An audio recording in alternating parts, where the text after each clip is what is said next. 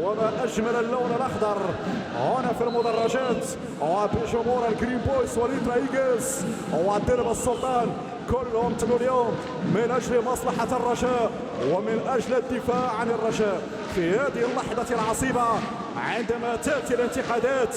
أفضل محامي للرجاء وأفضل مدافع عن الرجاء هو جمهور الأخضر،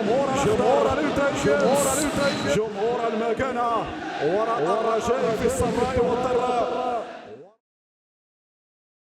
لا ننسى بأنه الرجاء عندها متابعة كبيرة، يعني في كل مكان، في كل مدينة، في كل بلدان العالم جمهور الرجاء حاضر، أعلام الرجاء حاضرة.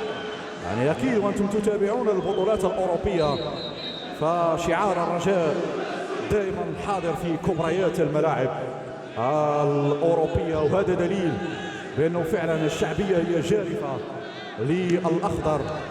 وفي أول فعلا تعليقي على مباراة للمنتخب الوطني أمام تنزانيا لما فاز المنتخب الوطني هدف مقابل شيء في 2010 قلت وسأعيدها: الرجاء يتغنى ويقول شعبيتنا في كل مدينة، ولكن أقول بأن شعبيتكم في كل بلد. نعلم أينما ذهبت إلا وتتابع جمهور الرجاء حاضر في أوروبا، في أمريكا، حتى في القارة الآسيوية يعرفون الرجاء ويعرفون تاريخ الرجاء.